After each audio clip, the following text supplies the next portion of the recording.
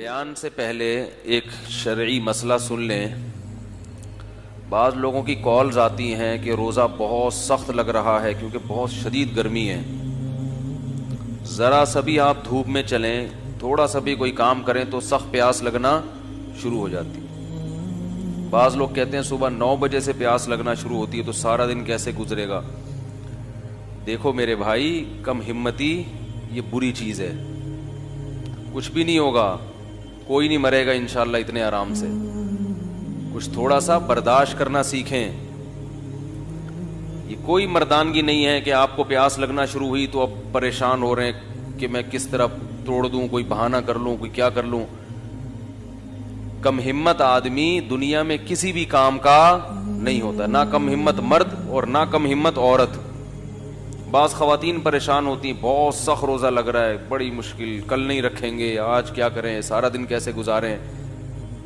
یاد رکھو, اپنے ضمیر کو مردہ کر کے زندگی گزارنے والا آدمی کبھی سکون میں نہیں ہوتا. غیرت پر اگر سودا کر لو نا, سمجھوتا کر لو, وقتی مزہ بہت ہے, مگر اللہ زندگی کا حقیقی سکون چھین لیتے ہیں. جب اللہ نے کہہ دیا فمن شہید منکم الشہر فلیصم, جب رمضان کا مہینہ آئے گا تو تمہیں روزہ رکھنا پڑے گا. جب کہہ دیا تو پیاس زیادہ لگ رہی ہے, کم لگ رہی ہے, بوریت ہو رہی ہے, مزہ آ رہا ہے, نہیں آ رہا, آپ کو روزہ رکھنا پڑے گا. نہیں رکھو گے تو یاد رکھو یہ اسلام کا رکن ہے, جہنم کی آگ کے لیے تیار ہو جاؤ. پھر اس اللہ کو یہ حق حاصل ہے کہ جو پورے سال کھلاتا پلاتا ہے, رزق دیتا ہے, وہ ایک مہینہ اپنے بندوں سے مطالبہ کر سکتا ہے کہ میری خاطر دن میں کھانا پینا چھوڑ دو. روزے تو اصل نام ہی مشقت اور محنت کا ہے. لوگ کہتے ہیں سردی میں رکھ لیں گے. بھائی اللہ تعالیٰ نے گرمیوں میں کیوں رکھ دیے پھر روزے؟ یہ اسلامی جو سال ہے نا, ان میں ایک بڑی حکمت کیا ہے کہ یہ سردی سے گرمی اور گرمی سے سردی کی طرف یہ مہینے کھسکتے رہتے ہیں, تاکہ ایک شخص کی زندگی میں نہ تو ہمیشہ گرمیوں کے روزے آئیں اور نہ ہمیشہ سردیوں کے. یہ بڑی حکمت ہے اس میں. اللہ چاہتے تو انگریزی حساب سے بھی روزے فرض کر سکتے تھے نا. بھائی اللہ میاں چاہتے تو کہتے جون کے روزے رکھا کرو, تو پاکستان والوں کا بیڑا غرق ہو جاتا, اور آسٹریلیا والے وہ بالکل اپوزٹ موسم ہوتا ہے جون میں, وہ پورے زندگی مزے میں رہتے, اور ہم پوری زندگی گرمیوں کے روزے رکھتے. اور جن ملکوں میں جون کے مہینے میں لمبے دن ہوتے ہیں ان کا بھی بیچاروں کا بیڑا غرق ہو جاتا. ساری زندگی ان کو 20-20 گھنٹے کے روزے رکھنے پڑتے. آپ ڈائری لے کے بیٹھا کریں کلپ بنانے پر. جب بھی کوئی ایک ٹاپک ہوتا ہے نا, وہ ٹاپک بعض بڑے اہم ہوتے ہیں, وہ ذہن سے نکل جاتا ہے کیا بولا تھا کیا نہیں تھا.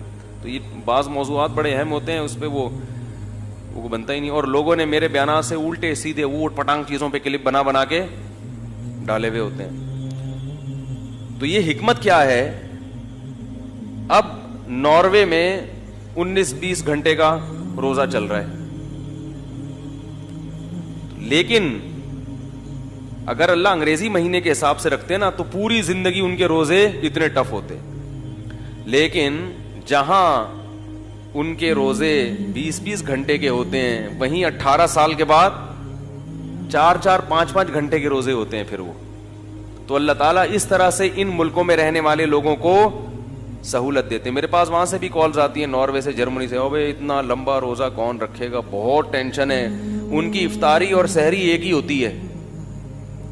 بھائی ادھر افطاری کھائی, مغرب پڑی, فوراً تھوڑی دیر میں عشاء کا وقت شروع, اور جلدی جلدی کھا رہے ہیں, اور تراویح پڑی, اور بس وہی سحری ہو گئی.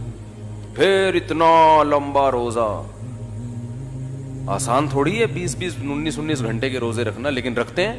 اور آج سے نہیں رکھ رہے, مسلمان صدیوں سے ان ملکوں میں روزے رکھتے آ رہے ہیں. لیکن اللہ ان کو سہولت کیا دے دیتے ہیں کہ اسلامی مہینے کھسکتے ہیں. ٹھیک ہے نا, کھسک کھسک کے آہستہ آہستہ کہاں چلے جاتے ہیں. اب یہ گرمیوں کا روزہ ہے تو اللہ کے بندو یہ ہمیشہ نہیں رہے گا. ایک تو روزے ہمیشہ نہیں ہوتے, اللہ نے جہاں یہ کہہ دیا نا کہ تم پر روزے فرض ہیں, وہاں تسلی دے دی ایام معدودات, ساری زندگی کی ٹینشن نہیں ہے, چند گنے چنے دن ہیں, 29 یا 30 بس, اس کے بعد پھر عید کے دن چھٹی, 11 مہینے پھر کھاؤ تسلی سے. تو اللہ خود تسلی دے رہا ہے کہ یہ مصیبت تمہارے اوپر ہمیشہ کے لیے نہیں ڈال دی میں نے, جس کو تم عذاب سمجھ رہے ہو. میں مانتا ہوں کہ گرمیوں کے روزے بڑے ٹف ہوتے ہیں, میں تو خود بھگت رہا ہوں, میرا جو شیڈول ہے رمضان میں بہت سخت ہے. تو مجھے آج صبح 9 بجے سے, صبح فجر کے بعد میں بیٹھا ہوا تھا, پیاس لگنا شروع, میں نے کہا لے بھائی ابھی سے شروع, سارا دن کیسے گزرے گا, بس گزر گیا, بچ گئے, زندہ ہیں آپ. پھر جب آدمی پیتا ہے افطاری میں تسلی سے پانی, اس کا اپنا مزہ ہے, رگیں تر ہو جاتی ہیں, کتنا مزہ آتا ہے. تو کسی بھی طریقے سے میرے بھائی بھوکا پیاسا رہ کے اپنا ٹائم گزار لو. کھانے پینے کی اجازت نہیں ہے, صرف 2 لوگوں کو, مسافر کو اور بیمار کو. اس کے علاوہ نہ پریگنینسی میں اللہ نے عورت کو اجازت دی روزہ چھوڑنے کی, اگر بیمار ہو رہی ہے روزہ رکھنے سے پھر ایک الگ بات ہے. نہ فیڈ کرانے والی کو اللہ نے روزہ چھوڑنے کی اجازت دی, فیڈ کرانے سے بیمار ہو رہی ہے, یہ بچہ بیمار ہو جائے گا, دودھ ہی نہیں آ رہا, وہ ایک الگ بات ہے, پھر چھوڑ.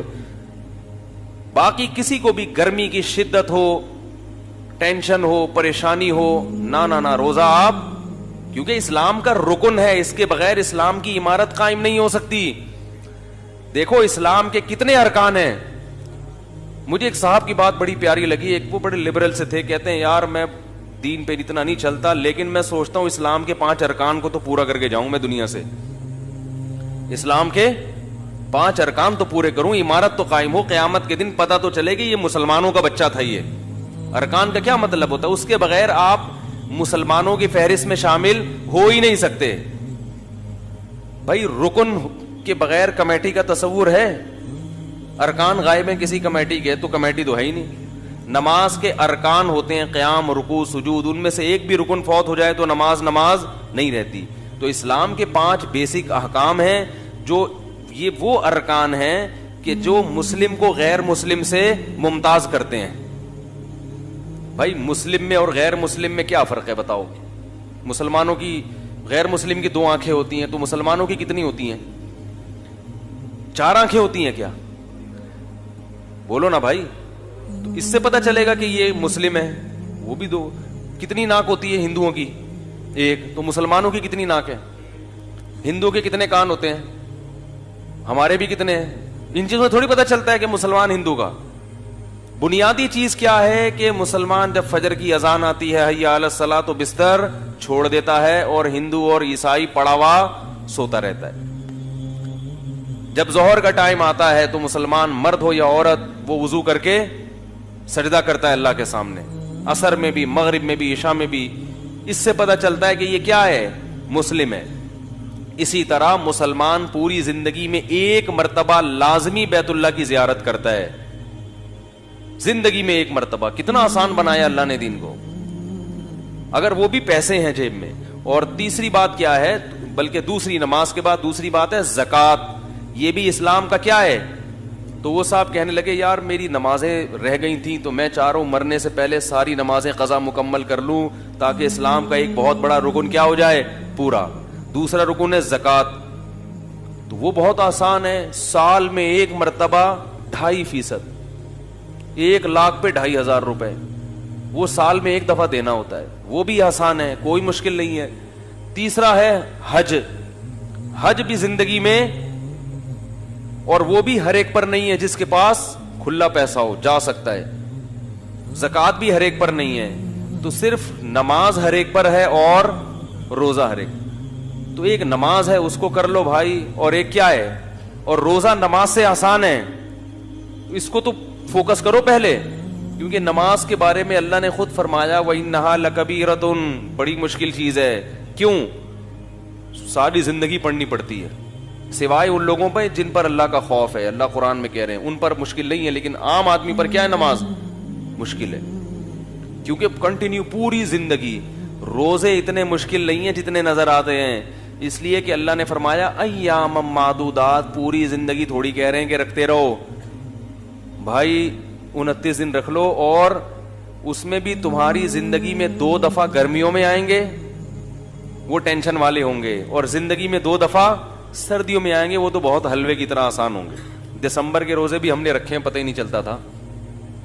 اتنی لمبی راتیں ہوتی تھیں کہ آپ نے جناب صبح 6:45 بجے تو 6:15 بجے تک تو سحری چل رہی ہے, 6 بجے سے لے کے شام 6 بجے پھر افطار ہو گیا. 12 گھنٹے کا روزہ, وہ بھی ٹھنڈا ٹھاٹ. اور پھر شام 6 بجے سے لے کے صبح 6 بجے تک 12 گھنٹے ہیں آپ کے پاس کھانے کے.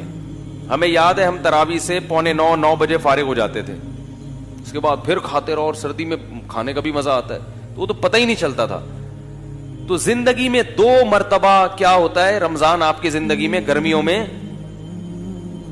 یعنی 2 مرتبہ کا مطلب یہ کہ 2 ایسے موقع ملتے ہیں جس میں رمضان چند سال تک, بولو بھائی, گرمیوں میں آتے ہیں. اور ابھی کتنے آدھے تو ہو گئے نا, ابھی وہ ہماری زندگی میں جو آنا تھا, اب صرف 6 سال مزید گرمیوں میں آئے گا. 6 سال برداشت کر لو, اس کے بعد پھر ٹھنڈ میں آنا مارچ میں, 6 سال کے بعد مارچ میں آنا شروع ہو جائے گا. وہ بالکل معتدل ہوں گے. اور 9 سال کے بعد خاندانی سردی, پھر پتہ ہی نہیں چلے گا روزے کا. کتنا آسان اللہ نے رکھ دیا, ہمیشہ کے لیے جون جولائی کے نہیں رکھے. 36 سال کے بعد روزہ ریپیٹ ہو جاتا ہے, سمجھ رہے ہو, 36 سال کے بعد اسی موسم میں آتا ہے جس میں 36 سال پہلے آیا تھا.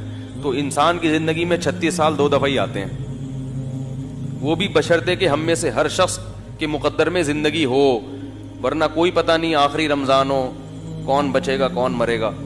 تو اس لیے ہمت نہ, کم ہمتی. مجھے بہت غصہ آتا ہے جب ہٹے کٹے لوگ کہہ رہے ہوتے ہیں یار برداشت نہیں ہو رہا میرے سے, برداشت نہیں, تھپڑ مارو جا کے کم وقت کو, کم ہمت ہو گئے ہیں بالکل ہی. کچھ نفس کے خلاف اور کچھ اپنی خواہشات کے خلاف کرنے کی قوت ہی ختم ہو گئی ہے. کیا کرو گے دنیا میں, سروائیو کیسے کرو گے؟ انسان کو دنیا میں کچھ بھی کرنے کے لیے نا اپنی خواہشات کو قربان کرنا پڑتا ہے. ساری خواہشات کسی کی بھی پوری نہیں ہوتی. اس لیے ہمت کر کے روزے رکھیں, دل لگے نہ لگے. میں بار بار کہتا ہوں کچھ بھی نہیں ہوتا, پڑ جاؤ آرام سے, کروٹیں لیتے رہو, ٹھنڈے پانی سے نہاتے رہو, ٹھنڈے پانی کے تولیے سر پہ ڈالتے رہو. اے سی روم میں اگر اللہ نے ایئر کنڈیشن دیا ہے, بیٹھے رہو, مری چلے جاؤ. اگر اللہ نے پیسہ دیا ہے, کہاں جا کے, بہت سے لوگ پنجاب کے پیسے والے ہیں لیکن رمضان کے روزے نہیں چھوڑتے, تو وہ کہاں چلے جاتے ہیں, مری چلے جاتے. ٹھیک ہے اللہ نے اگر پیسہ دیا, لیکن روزہ چھوڑنے کی میرے بھائی اجازت, نہ چھوڑنے کی نہ توڑنے کی. سستی نہیں کرنی ہے اس میں. رہا یہ مسئلہ کہ مزدور کیسے رکھے گا, یہ مسئلہ میں بار بار بتا چکا ہوں. تو ایک عالم مزرن, میں نے یہ 2-3 دن سے تھوڑے سے یہ کلپ دیکھے, یہ جو لائیو شو چلتا ہے نا ڈاکٹر عامر لیاقت صاحب کا, اس میں کچھ علماء بیٹھے ہوئے ہوتے ہیں آپس میں بحث. تو اس میں ایک عالم یہ کہہ رہے تھے کہ مزدور کے لیے جو ہے نا سخت مجبوری ہے تو روزہ چھوڑنا جائز ہے. اور ایک مولوی صاحب کہہ رہے تھے نہیں مزدور روزہ نہیں چھوڑ سکتا. تو دوسرے نے کہا کہ یہ جو مولوی صاحب کہہ رہے ہیں نا جو مزدور روزہ نہیں چھوڑ سکتا, یہ ایئر کنڈیشن روم میں بیٹھ کے کہہ رہے ہیں, یہ ذرا اس مزدور کی جگہ جا کے کھڑے ہوں پھر یہ فتویٰ دیں. تو یاد رکھو ایئر کنڈیشن روم میں بیٹھ کے بھی وہی بات کی جائے گی جو شریعت کی ہے, اور دھوپ میں بیٹھ کے بھی وہی بات کی جائے گی جو. کوئی مفتی ایئر کنڈیشن روم میں بھی بیٹھا ہو تو وہ یہ فتویٰ نہیں دے سکتا کہ مزدور روزہ چھوڑ سکتا ہے. مزدور کو روزہ چھوڑنے کی اجازت نہیں ہے, کیونکہ یہ اللہ کا قانون ہے, اور اللہ نے یہ عرش پہ بیٹھ کے قانون بنایا ہے, اور محمد صلی اللہ علیہ وسلم کا یہ قانون ہے. مفتی چاہے اے سی میں بیٹھے, گدے پہ بیٹھے, ٹھیک ہے, وہ اپنی طرف سے مزدور کو رعایت, کیونکہ روزہ مزدور مفتی صاحب کے لیے نہیں رکھ رہا, کس کے لیے رکھ رہا ہے؟ تو لوگوں کے اوٹ پٹانگ کمنٹس ہوتے ہیں. تو ایک مولوی صاحب یہ کہنے لگے کہ بھائی جب نبی صلی اللہ علیہ وسلم نے سفر میں صحابہ کو ایک موقع پہ روزہ توڑنے کا حکم دیا, جہاد کا سفر تھا, بے ہوش ہو رہے تھے صحابہ, تو آپ نے سب کو حکم دے دیا روزہ توڑ دو, خود بھی آپ نے پیالہ پیا, اور پھر بھی جنہوں نے روزہ رکھا تو آپ نے فرمایا کہ آج کے دن جنہوں نے روزہ توڑا وہ زیادہ اجر ملا, اور جنہوں نے رکھا ان کو اجر کم ملا. تو جب اس موقع پہ نبی نے اجازت دے دی تو اس کا مطلب ہے کہ اتنی ٹینشن اسلام میں, بولو بھائی, نہیں ہے. تو یہ وہ لوگ ہوتے ہیں جو قرآن و حدیث کی روح کو نہیں سمجھتے. اپنی طرف سے ایسے قیاس کرنا, قیاس کے بھی کچھ شرائط ہیں, اس اصول ہیں جو مدارس میں پڑھائے جاتے ہیں. نبی صلی اللہ علیہ وسلم نے روزہ توڑا ہے سفر میں, سفر میں تو روزہ ویسے بھی واجب, بولو بھائی, نہیں ہے. اور دوسرا سفر بھی جہاد کا تھا. اگر اس طرح سے معاملہ ہوتا اور صحابہ بے ہوش ہو کے گرنے لگتے, شکست کا اندیشہ تھا. جہاد ایسی چیز ہے جس میں اتنا اس قدر چھوٹ دی گئی ہے کہ اگر دشمن آپ کے مسلمان لوگوں کو قیدیوں کو ڈھال بنا لے تو فقہا کہتے ہیں کہ ان کو بھی قتل کرنا جائز ہے. نہیں یاری بات بھائی, آپ دشمن سے لڑ رہے ہیں میدان جہاد میں, گولیاں چلا رہے ہیں, تیر پھینک رہے ہیں, انہوں نے جو مسلمان قیدی تھے نا وہ اپنے آگے ڈھال بنا دیے. کیا کر دیے؟ ڈھال بنا. اب آپ ان کو کیسے مارو گے؟ لیکن نہیں مارو گے تو فتح کس کی ہو جائے گی؟ ان کی. اس لیے فقہا نے دیا کہ مار دو. فقہا نے کیا کیا کہ کیا فتویٰ دیا؟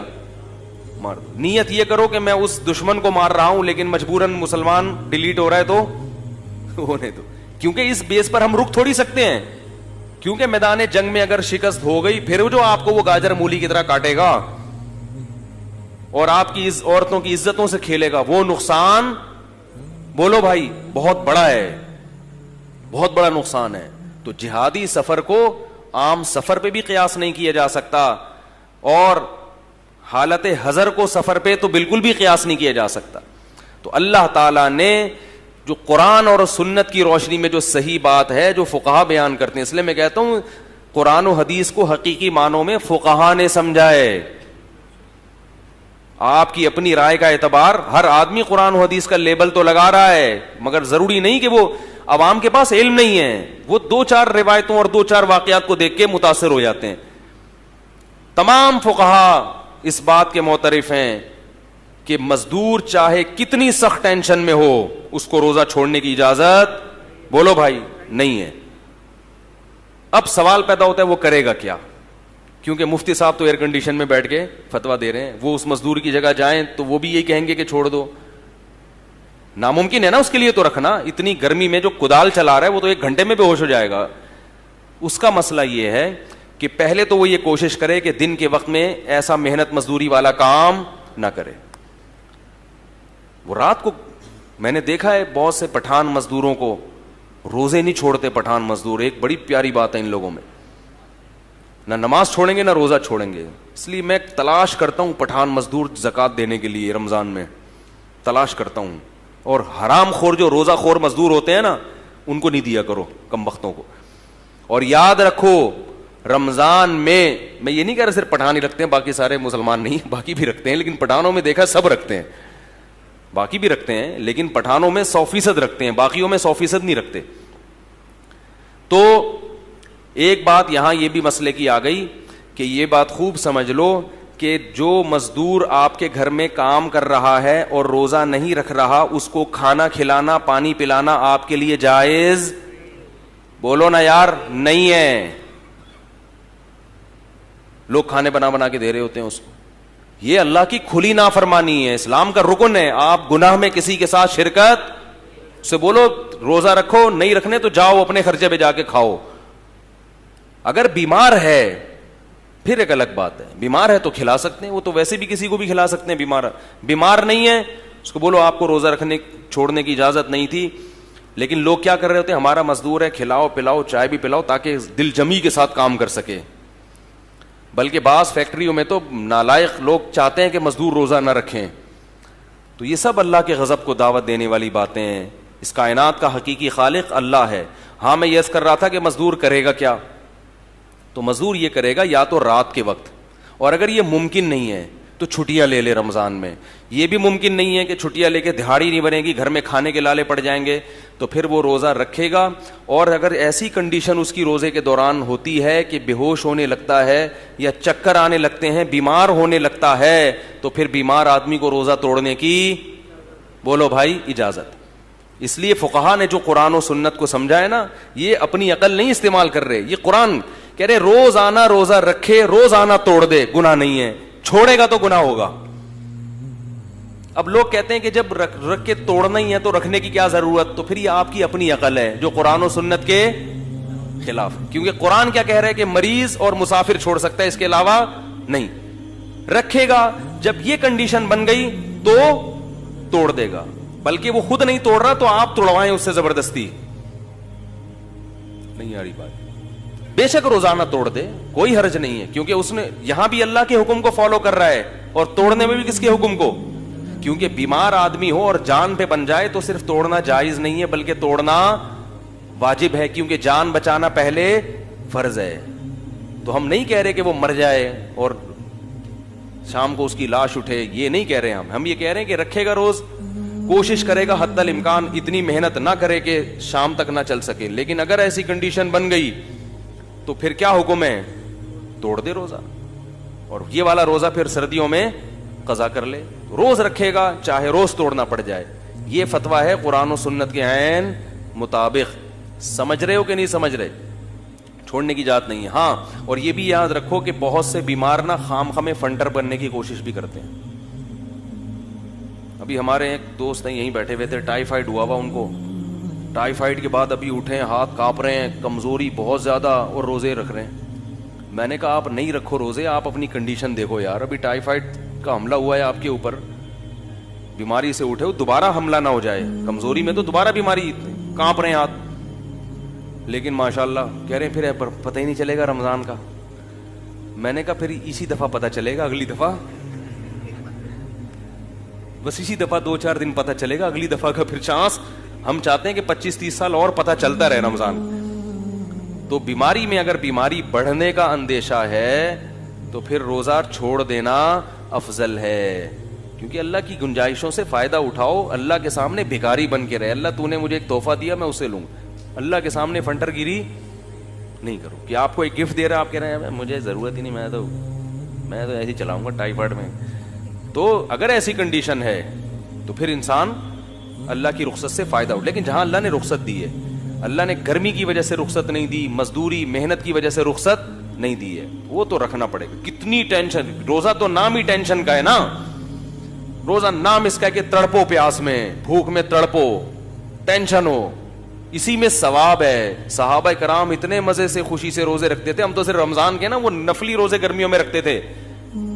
حضرت جابر رضی اللہ تعالیٰ عنہ غالباً جب ان کی موت کا وقت آیا رو رہے تھے. لوگوں نے پوچھا کہ ہم موت کے ڈر سے رو رہے ہیں. فرمایا نہیں, گرمیوں میں جو اللہ کے لیے روزے رکھتا تھا اور پیاس کی شدت سے جو زبان خشک ہوتی تھی, اس میں جو مزہ آتا تھا, وہ مزے اب ختم ہو رہے ہیں. کیونکہ جس کو عشق ہوتا ہے نا اللہ سے, اس کو تو محبوب کی یاد میں تڑپنے میں مزہ آتا ہے. متنبی نے کیا پیاری بات کی ہے, عدل العوادل حول قلب الطائہ. مجھے یاد دلانا ہے, روزے کے کفارہ بھی بیان کروں گا. یہ جو توڑ دیتے ہیں نا, ان کو سزا کیا ہے دنیا میں اس کی. عدل العوادل حول قلب الطائہ وهو الاحبۃ منہ فی سودائہ. شاعر کہتا ہے کہ ملامت کرنے والوں کی ملامت میرے دل کے ارد گرد گھومتی ہے, اور محبوب کی محبت میرے دل کے سیاہ نقطے میں ہے. تو جو مجھے محبوب کے بارے میں ملامت کرتا ہے, اس ملامت کا میرے دل پہ اثر ہی نہیں ہوتا, کیونکہ وہ دل کے اندر ملامت گھستی نہیں ہے.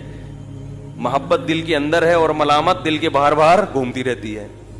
یا تو محبت دل کے باہر ہوتی تو ملامت جا کے اس کو ٹکر مار کے باہر نکال دیتی, گھس ہی نہیں رہی. اب سوال یہ پیدا ہوتا ہے, اگلے شعر میں جواب دیتا ہے کہ سوال یہ پیدا ہوتا ہے کہ ملامت دل کے باہر کیوں گھومتی ہے, دل کے اندر کیوں نہیں گھستی؟ بھائی جیسے محبوب کی محبت دل کے اندر گھس گئی, تو یہ جو لوگ ملامت کر رہے ہیں مجھے محبوب کے بارے میں, یہ ملامت بھی دل میں گھس کے اس کو نکال دے. شاعروں کے کلام میں بڑی بلاغت ہوتی ہے. تو وہ جواب دیتا ہے, یشک الملام الی اللوائم حرہ ویصد حین یلمن عن برحائہ. کہتے ہیں وہ ملامت اصل میں گھسنے کی کوشش کرتی ہے, لیکن محبوب کی محبت سے دل گرم اتنا ہوتا ہے کہ اس کی گرمی کی وجہ سے وہ جلنے لگتی ہے, اور واپس جا کے جس نے ملامت کی ہے نا اس کو شکایت کرتی ہے کہ کدھر بھیج دیا تم نے جا کے مجھے. نہیں آ رہی بات سمجھ؟ جا کے کس کو شکایت کرتی ہے؟ جس نے ملامت, جو ملامت کرنے والے ہیں نا, وہ تو کہہ رہے ہیں ملامت کرنے والیاں, لیکن میں والے بنا رہا ہوں اس کو فی الحال, کیونکہ آپ پھر ادھر ادھر دماغ آپ کا جائے گا. وہ تو کہہ رہے ہیں ملامت کرنے والیاں, کیونکہ عورتوں کی ملامت کا اثر زیادہ ہوتا ہے انسان کے اوپر. کہتے ہیں جو ملامت کرنے والیاں ہیں نا, ان کو جا کے بتاتی ہے ملامت کہ بھائی بھیجا تم نے غلط جگہ پر ہے, اس کا دل بہت زیادہ گرم ہے. تو اللہ کی محبت کا عشق اگر دل میں پیدا ہو جائے, محبت پیدا ہو جائے, تو انسان پھر لوگوں کی ملامت اور اپنے نفس کی ملامت, ان چیزوں سے لوگ تو کہیں گے کیا سوکھے جا رہے ہو روزے رکھ کے, کیا ہو گیا. جو لبرل لوگ ہیں نا, ان کو یہ مسلمانوں کی یہ بہت بڑی حماقت لگتی ہے, بھوکا پیاسا رہنا. یہ جو ہے سارا دن بھوکے پیاسے رہتے ہیں, یہ جو لبرل لوگ ہیں نا, یہ ہنستے ہیں مسلمانوں پہ. یہ بے وقوف لوگ ہیں, سارا دن بھوکے پڑے ہوئے ہیں, کوئی کام ہی نہیں ہو رہا. انگریز کہاں جا رہا ہے, ترقی کر کے چاند پہ پہنچ گیا, اور یہ صبح 4 بجے کے کھا رہے ہیں, سارا دن بھوکے. نہ دفتروں میں صحیح طرح سے کام ہوتا ہے. حقیقت ہے روزے میں کام نہیں ہوتا, یعنی عام طور پر بیٹھے ہوئے ہیں سوکھے سوکھے, نہ گٹکا منہ میں, نہ نسوار, نہ پان, نہ کچھ بھی نہیں, پھیکے پھیکے سے. اور عصر کے بعد تو کچھ بھی نہیں ہوتا. کوئی آئے نا مسئلہ پوچھنے کے لیے, وہ آدمی کو غصہ آنا شروع ہو جاتا ہے. ہر چیز میں پکوڑے نظر آ رہے ہوتے ہیں اس کو, ہر چیز میں جناب اس کو شربت نظر آ رہا ہوتا ہے.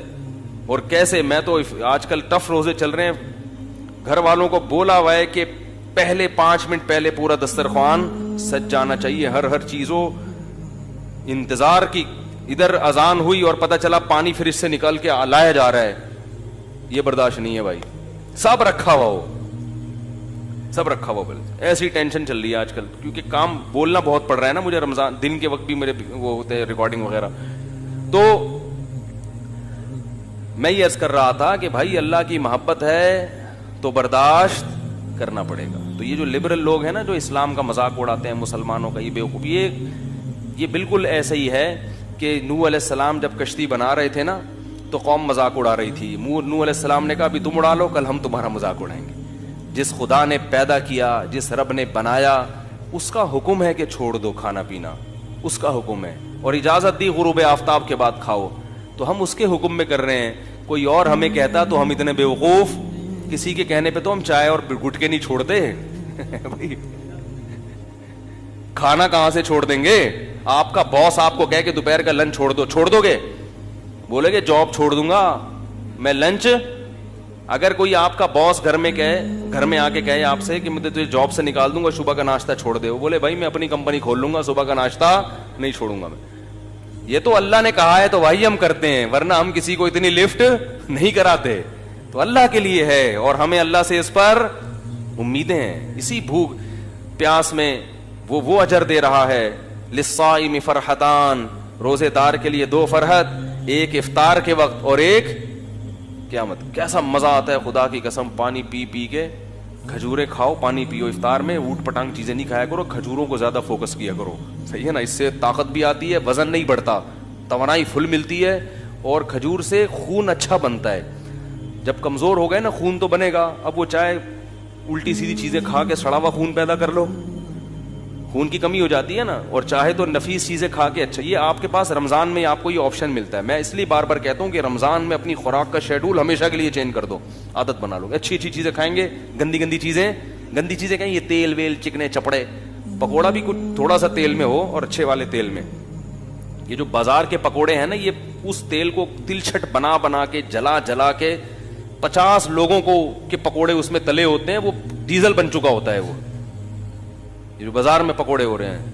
تو اگر کوئی اچھا ہے جاننے والا تو پھر تو ٹھیک ہے. تو یہ جو ایسی چیزیں ہیں نا, ان سے کیا کر لو, تو آپ دیکھو 1 مہینے کے بعد آپ کے ایسا خون نتھر جائے گا, آپ کی آنکھوں میں بینائی تیز ہو جائے گی, آپ کے دماغ فریش ہو جائے گا.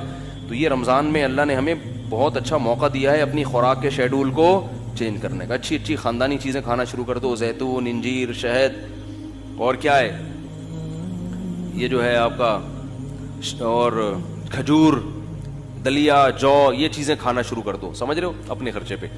اچھا, تو جلدی سے میں اس طرف آ جاؤں. تو رمضان کا روزہ اگر کسی نے جان بوجھ کر توڑ دیا اور یہ کہتے ہوئے کہ مجھ سے پیاس برداشت نہیں ہوتی, بیماری نہیں ہے, نہ مرنے کا اندیشہ ہے, وہ تو الگ بات ہے. پیسے یار میں سے کوئی کام ہی نہیں ہو رہا, میرے سے برداشت نہیں ہو رہا بھائی, بار بار کولر کی طرف دل چاہ رہا ہے, اور ایک قطرہ بھی حلق میں اتار لیا تو روزہ بھی ٹوٹ گیا. اور سزا کیا ہے, 60 روزے لگاتار. نہیں آ رہی میرا خیال ہے بات سمجھ. روزہ توڑنے کا کفارہ کیا ہے, رمضان کا روزہ 60 روزے جان کر اگر توڑا ہو کسی نے, 60 روزے بولو بھائی لگاتار, ورنہ توبہ قبول نہیں ہو. اور یہ والا روزہ بھی قضا کرنا پڑے گا. اور وہ جو 60 روزے رکھنے ہیں, ان میں اگر 59 روزوں کے بعد آپ کی طبیعت خراب ہو گئی اور 60واں نہیں رکھ سکے, تو پھر پہلے دن سے دوبارہ, یعنی اس میں بیماری کی بھی کبھی عذر قابل قبول نہیں ہے. کیونکہ یہ کس کا روزہ ہے؟ رمضان کا. یہ مذاق نہیں ہے, یہ اللہ کا بہت بڑا حکم ہے. اسی طرح یاد رکھو ایک اور مسئلہ ہے, مسافر کے لیے روزہ چھوڑنا جائز ہے لیکن افضل نہیں ہے. افضل اس صورت میں ہے جب مسافر کو روزہ رکھنا مشکل ہو. یہ جو حدیث میں آتا ہے لیس من البر الصیام فی السفر, سفر میں روزہ نیکی نہیں ہے, یہ اس صورت میں ہے جب سفر میں روزہ رکھنا آپ کو بہت زیادہ مشکل لگ رہا ہے. اگر سفر میں روزہ رکھنا مشکل نہیں ہے, جیسے کہ آج کل اکثر مشکل نہیں ہوتا, جہازوں کا, ٹرین کا, بسوں کا سفر ہے, بڑے آرام سے رکھ سکتے ہیں, تو ایسی صورت میں روزہ رکھنا افضل ہے کیونکہ رمضان کی فضیلت حاصل ہوگی. سمجھتے ہیں کہ نہیں سمجھتے؟ اس میں سستی کاہلی کر کے روزہ نہیں چھوڑنا چاہیے, جائز ہے بہرحال, چھوڑنا نہیں چاہیے. ایک مسئلہ یہ ہو گیا. دوسرا مسئلہ اور اچھی طرح سمجھیں کہ یہ جو مسافر کے لیے روزہ چھوڑنا جائز ہے یہ اس صورت میں ہے جب سحری کا وقت سفر کے دوران آ جائے.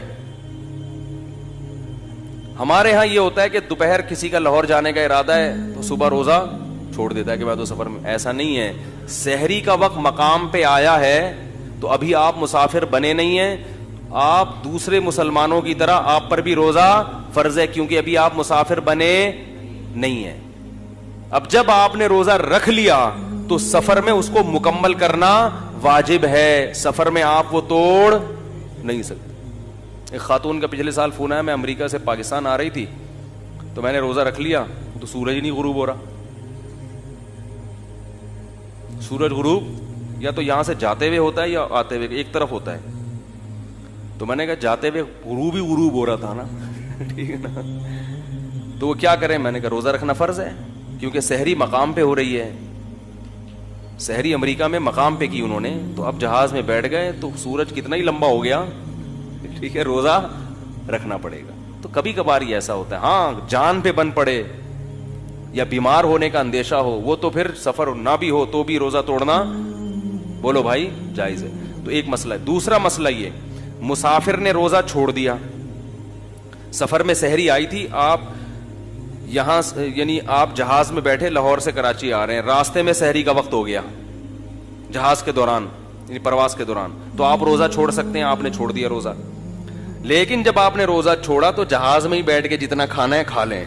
جب ایئرپورٹ پہ آپ اترے اور کراچی میں مقیم بن گئے تو جیسے ہی اپنے علاقے میں داخل ہو گئے یعنی شہر میں داخل ہوئے تو اس وقت کھانا پینا آپ کے لیے جائز نہیں ہے, بند, کیونکہ اب آپ مسافر نہیں رہے.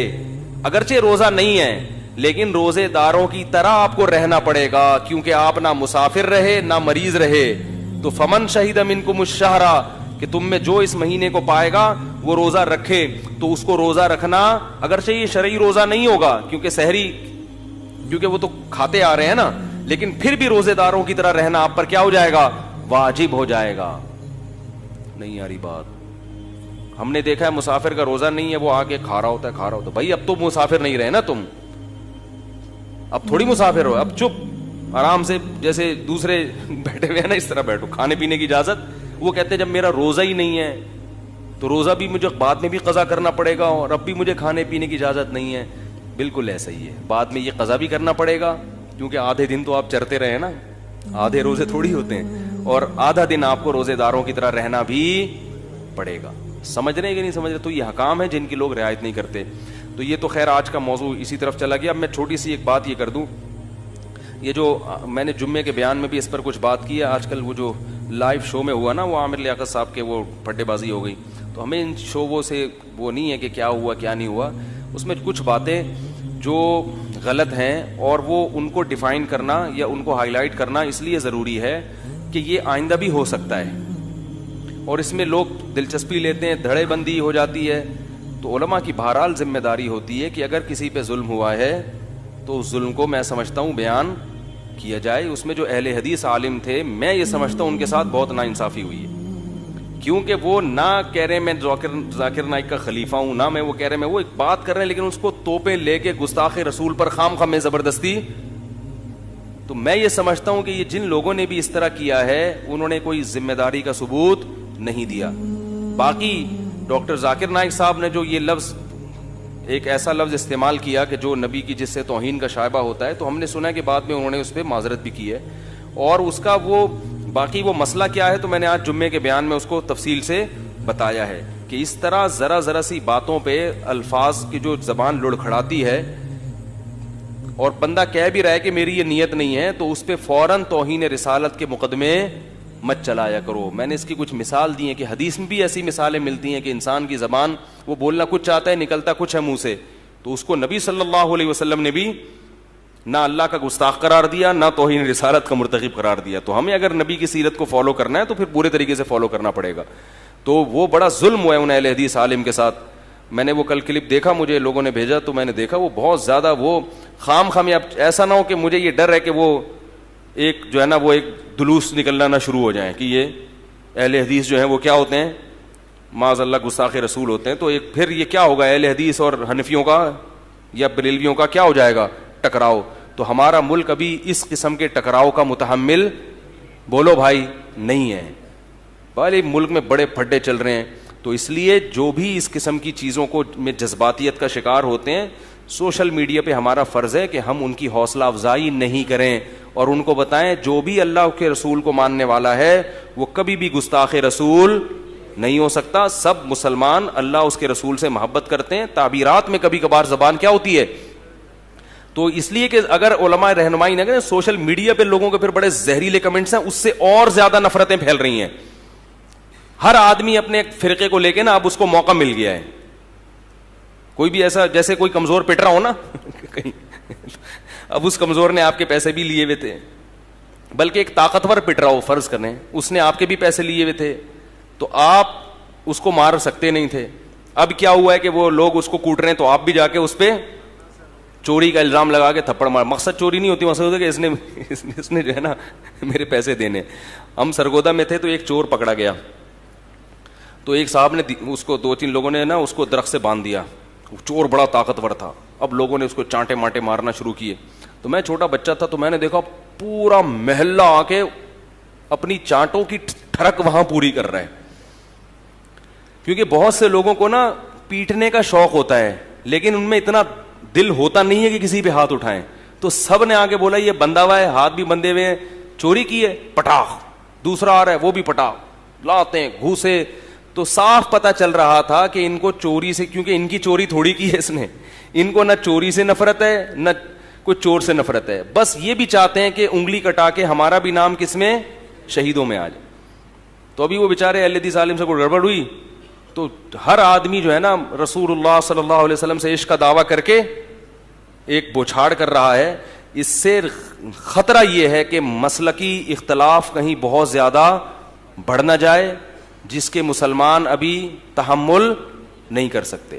جو بھی حق بات ہے اس کو بیان کرنا چاہیے اور اس طریقے سے اس پہ کمنٹس کریں کہ ایک دوسرے کے جذبات, گالیاں والیاں نہ دیں, اور جو ہے نا بڑی تمیز سے کہ بھائی غلط, یہ ایسا نہیں ہے جیسا ہم سمجھ رہے ہیں. مسلمان سب اللہ اس کے رسول کے چاہنے والے ہی ہوتے ہیں. تعبیر میں بیچاروں سے کبھی غلطی, جیسے جنید جمشید بیچارے سے ہو گئی تھی. تو یہ بڑا حساس ٹاپک ہے. اللہ تعالیٰ اس امت کو, ابھی وہ سنا ہے کہ اعلان کیا ہے کہ وہ کسی اہل حدیث کو لے گا ہی نہیں چینل میں. عامر لیاقت صاحب نے کوئی اعلان کیا ہے, اس سے اور فرقواریت بڑھے گی کہ بھئی جب باقی آ رہے ہیں تو یہ کیوں نہیں آ رہے, شیعہ آ رہے ہیں, بریلوی آ رہے ہیں, دیوبندی آ رہے ہیں, تو وہ کیوں نہیں آ رہے. تو اس سے یعنی یہ ایسا, یا تو یہ کسی کی سازش ہے علماء کو آپس میں لڑانے کے لیے, اور اگر سازش نہیں بھی ہے تو بہرحال اس حرکت سے کون خوش ہو رہا ہے, شیطان. اور نقصان کس کا ہو رہا ہے. میں پہلے ہی اس کا قائل نہیں تھا کہ اس طرح علماء کو بٹھا کے نا مرغوں کی طرح لڑایا جائے آپس میں. یہ فروعی مسائل مدرسوں میں ہونے چاہیے, اور اگر بحث ہو بھی رہی ہے تو ایک دوسرے کے احترام کے ساتھ تمیز کے دائرے میں ہونی چاہیے. اللہ تعالیٰ سمجھنے کے